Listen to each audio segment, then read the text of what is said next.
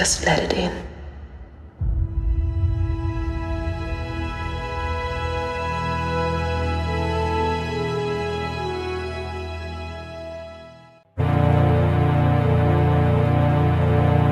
Alright, this will be a completely spoiler video. I wanted to see it twice before I finally finalized my thoughts. I figure a spoiler-free video at this point wouldn't do anybody any good anyway, so most of you have probably seen it at this point, and if you haven't seen it, just come back when you have. So, I did see the movie twice. The first time I saw The Force Awakens, it was in IMAX 3D. And then I saw it again in, like, regular digital. And when I saw it in IMAX 3D, I had a headache, and I could have swore, like, the picture was out of focus sometimes, and, like, the cinematography is really bad, it's cutting too much, why can't the camera hold still? I'm like, oh my goodness, and it hurt my eyes, and I have astigmatism, so it was even harder for me to focus on the picture, and I'm like, what is going on? And it basically ruined my first viewing of the movie. And then I saw it again, and I figured out why. 3D is the worst thing to happen to the films industry, period, the end. I don't know why I'm only noticing it now. I've been seeing IMAX 3D movies my whole life, or maybe just Star Wars The Force Awakens has some of the worst 3D in the world, but really, I saw it again in digital, and the movie was gorgeous. I love the new Stormtrooper armor, I love the new TIE fighters, practical effects everywhere, and the CGI is really good, and lasers sound really punchy, the sound effects, This movie's very tasty. Like the sequence when Rey's piloting the Millennium Falcon and the TIE fighters are chasing her in the trailer, I almost threw up during that scene, I swear. And then I watched it again, and it was awesome. It's the most beautifully choreographed scene everywhere, and the camera's all, it's like, it's really well done. It was just the 3D.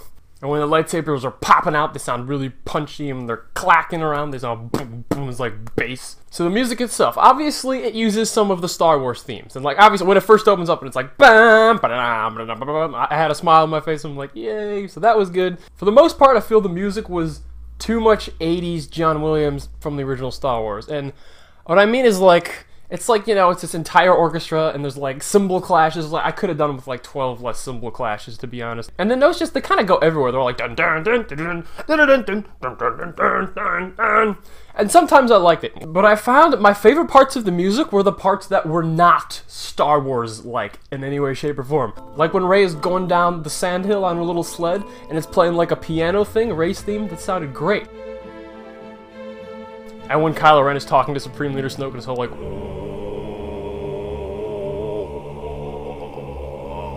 While we're talking about Rey though, Daisy Ridley is amazing. She's perfect. She really is. She's so cute. Whoever decided to twirl her sideburns like that should get a medal. And her acting is so good, despite the fact, because like when she first opened her mouth, I'm like, oh no, she's British. I bypassed the compressor.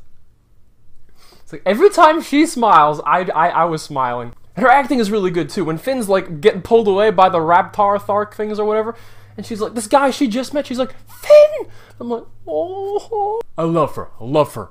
Probably the best part of this movie is Rey. And the droid she picks up, BB-8. BB-8 is amazing. BB-8 is adorable, and he's the best. Just watching him navigate stairs is one of the most entertaining things in this movie. When he's trying to go with Rey, and Rey's like, well, don't follow me. And he's like, He's like, fine. He's like, and he's like, oh my god, BB-8's amazing. I would probably buy one if they weren't like $150. What was funny though is because before I knew Andy Serkis was Supreme Leader Snoke, we'll talk about him first again too. Supreme Leader Snoke is cool. He's like, he looks all big, but then, and I was like excited, like, oh, that's cool. But then it's like, it's just a hologram, so he's probably normal size. I'm like, oh man. But he's cool. I like, oh, his voice is so good. I love his voice. But I was thinking, like, wouldn't it have been funny if Andy Serkis was the voice of BB-8? Hey, Rey, there has been an awakening. Have you felt it? I felt it. It's this way. Come on. Finn is the first character I'm a bit like, At times I like him and he's good. But I feel he is, like, 50% of the lines he says are humor. And some of them works. Like when he's like, do we have a trash compactor? He's like, yeah, there is. I thought that was funny. But then he's like, I'm in the Resistance. I'm with the Resistance. This is what we look like. We're in the Resistance. I was like, just pull it back a bit, please. And when he was going all nuts on Phasma, Phasma's also a scrub. Phasma's not even in the movie. And even when she is, she's dumb. She has an old lady British accent. Apparently she's someone from Game of Thrones. I don't care. Poe is someone else who I like Poe, but I don't like him as much as everyone else does. He doesn't seem like this, oh, look at me and Finn, we're gonna be best buds, brotherhood relationship. It seemed more like, to me, that he was the cool guy in school, being nice to the less popular guy, to make the less popular guy feel good about himself. General Hux is a scrub. Leia's a scrub. Leia has nothing to do in this movie. Like, really, she should have been the one to die instead of Han Solo. But Harrison Ford doesn't want to be in these movies. Okay, like, really, go to hell, douche. You're lucky we let you come back, you ungrateful snob. Which is a shame, because when Han Solo is in the movie, he's great. All he has to do is play a grumpy old man, and it's extremely entertaining. And it's such a shame they had to kill him off. Thank you, Calpurnia. I got slaves at my beck and call. Geez, did you get any in the glass? For goodness sakes, it's all over the bottom. And then I want to talk about Kylo Ren. Initially, I really liked Kylo Ren. First of all, his new Force powers are sweet. When he can freeze people in place, and then just they stay that way because it's not a channeling spell. It's a cast, and he doesn't have to keep holding his hand out. And freezing the bolt in midair, that was cool. I like how in Empire Strikes Back, Vader's like freezing laser bolts mid-flight as for scrubs, so he just catches them with his hand. Vader's a badass. No Vader in this movie, unfortunately. Which, I mean, especially since we had that LCD trip sequence with Rey, like, you could have had him in there and had James Earl Jones talk for a bit. That would have been great. Kylo Ren, his voice is awesome. I like how he looks, and his broadsword lightsaber is sweet. But the moment he takes off his mask, he turns into a scrawny punk kid who does nothing but throw tantrums. And I kind of get that that's the point, but I feel like that would have worked a lot better if... Because, he knows he's a punk inside and he's trying to, like, be Darth Vader. He's trying to fool everyone into thinking he's a badass. Why can't that include the audience? Holds that off till, like, episode 8. And then somebody knocks his mask off and he's, like, hiding in his face and trying to scramble to get the mask back on so people don't see he's just a punk kid. That would have been a better reveal. But he just takes it off when he's talking to Rey. And it's like, okay, really? And when he's talking to her and he's like, we're not done yet in the forest, I'm like, Adam Driver. But I do really like the arc with Han Solo. It's something that Middleman said. Alright, there's your shout out, okay? Now shut up. Quit nagging me. Seriously, like, don't ask me for shout outs. I just don't. I agree with him in that he said the reveal with Han Solo being Kylo Ren's father was not a reveal. It was casually just nonchalantly mentioned at the beginning of the movie and you're like, wait, what? That could have been saved till later. And I like if they never even said it at all explicitly. They just have Han Solo, like the moment Han Solo sees Kylo Ren, just have him be like, and just have him look at him. And then the audience can figure it out. And then when they do meet on the bridge, you could be like, Ben! And we're like, why is he calling him Ben? That's not his name. And then we'll be like, oh my gosh, he's his kid! So that was one reveal. That was a huge waste. But the backstory with him and Luke and getting all the kids killed and Luke going into hiding, I like a lot. I think that was good. Shut up, stupid ambulance. You think people's lives are more important than my YouTube videos? And yeah, the moment Han Solo stepped on the bridge, I'm like, he's gonna die. Ugh. This feels forced and it doesn't have to happen. And it's frustrating because Han Solo's amazing. I do like the whole Kylo Ren's like, praying to Darth Vader. He's like, man, I'm being tempted by good. Please help me resist this good temptation. That was flipped on its head really nicely. And the scene itself in the silo, it's a lot like the scene in Empire. But again, it's okay because it's flipped on its head. It's the father-son rather than the son and the father. But the whole, like, you have to help me make this choice. I'm being torn apart. And then he's like, thank you. And then he cuts him in half. That didn't make any sense. That was dumb. And speaking of borrowing from the old trilogy, the most disappointing thing about this movie is that straight up, it is a remake of A New Hope. And anybody who says differently is lying to you. It follows the plot of A New Hope to a T. And then people dismiss that and being like, oh man, it's just an homage, that doesn't count.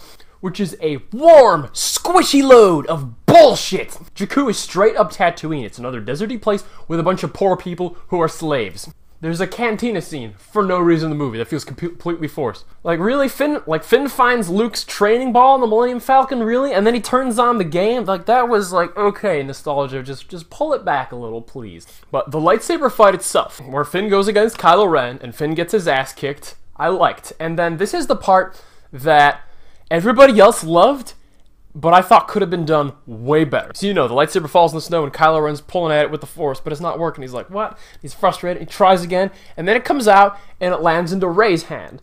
And then the camera zooms in on her a little, and it's like, ba ba ba ba ba ba ba. The first time I saw that, it didn't do anything for me, but then I hear everybody talk about it, like, oh, that was the best part of the movie, and then I watched it again, and the second time, it did hit me a bit, and I'm like, that's good. And you see in Rey's face, she goes through a couple different expressions. It's like, one, holy crap, I have the Force, I'm a Jedi, to like, two, I gotta fight this guy now, and that's what I'm gonna do. This is another thing that would have been much better as a reveal if we hadn't already seen her use Jedi mind tricks. It was like, that wasn't a surprise at this point. We already know she has the Force. Maz Kanata explicitly stated, hey, Finn, this lightsaber isn't for you. Go give it to Rey. The obviousness of that detracted a lot from the scene. And also the fact that we have been hearing old Star Wars music already throughout the entire movie. I thought, alright, so, remember in The Hobbit?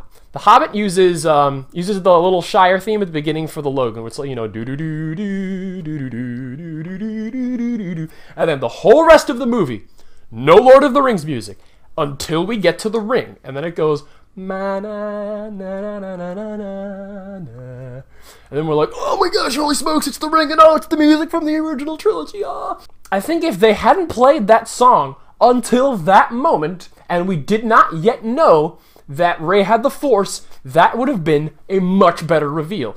And then the lightsaber flies in her hand, we'd be like, oh my gosh, she has the Force, she's the Jedi! But we'd already heard that song like 3 times in the movie. But the aesthetic of that lightsaber fight, it's in a dark forest and it's snowing and it's so well lit. That scene looks amazing, it really does. People have also been saying, oh, it's a really gritty lightsaber fight, it's not all flashy and choreographed. With like, really? Okay. No, the prequels are not good, but like, I don't understand why that bothers everybody. It's like, oh, it looks like a dance. It's like, you look like a dance. Shut up. This is true in the way that Finn is constantly getting cut up when he uses the crossguard and he gets turned and it starts burning into his shoulder. That was good. And Finn comes out of this with like 3-4 hits. And Kylo Ren is getting hit several times by Rey too. It's like, it's not like, beep, beep, beep, beep, beep, beep, beep, dead, kill, I win. They do hit each other a few times and I like that. But you will notice, every time somebody falls down, the other person waits for them to get back up. That's following the rules of a duel. So that does take away from the survivalness of it just a bit. If these were two, like, immature, like, just kids just trying to kill each other, that wouldn't be happening. This is something like, say at the end of episode 9 or whatever, Luke Skywalker and Supreme Leader Snoke, or like 2 super well-trained Jedi, are like, they have like this lightsaber fight, and it's all like awesome, and they fight like samurai, and it's like the coolest thing ever, and there's like, they would be like, ready? Bah, bah, bah. Oh, one of us gets hit and falls down. And then they wait, and then they follow the rules of the duel because they're professionals, and they wait for the other person to get up. That's where I feel like that should have been. But here, it didn't seem gritty enough. And like, Rey knocks down Kylo Ren a few times, she waits for him to get up. Kylo Ren knocks down Finn a few times, he waits for him to get up. But like, seriously, the Rebels and Starkiller Base, straight from New Hope, like, we're really another Death Star again. And it has one weak spot. Again. The thing that infuriated me the first time was the whole Luke Skywalker thing. Specifically because Chris Stuckman said this. Luke Skywalker, is he in this movie? Yes. No, he isn't. That's a lie. 30 seconds of screen time without even a line does not constitute I'm in the movie. Mark Hamill is third billing on this movie. It's like Daisy Ridley, Harrison Ford, Mark Hamill. And I mean, it was a nice introduction because they've been building it to it the whole movie. And she kind of climbs up the mountain, she hands him the lightsaber, and he's got this look in his eyes. And I like that a lot, but then he doesn't say anything. And then the camera starts panning around them, and the music starts kicking up, and I'm like, oh, don't you dare. Oh, don't you. Da-dun, da-dun, da-dun, da-dun, da-dun, da-dun. That made me so mad. But the second time I saw it, I liked it because, like, that was a part that really isn't in the Star Wars movies anywhere else. That felt the most original, that felt the most Force Awakens-y to me. So yeah, on the whole, I like Star Wars The Force Awakens a lot. I thought it was great. I think it follows A New Hope way, way too closely. And there were a couple things that could have been handled better. It is not as good as everyone else is saying, and they all claim that they're not fanboying out. We watched this movie very carefully. They're definitely fanboying out. But am I going to buy this movie on Blu-ray and watch it again? Oh, hell yeah. Ladies and gentlemen, Star Wars The Force Awakens is an 8.5 out of 10.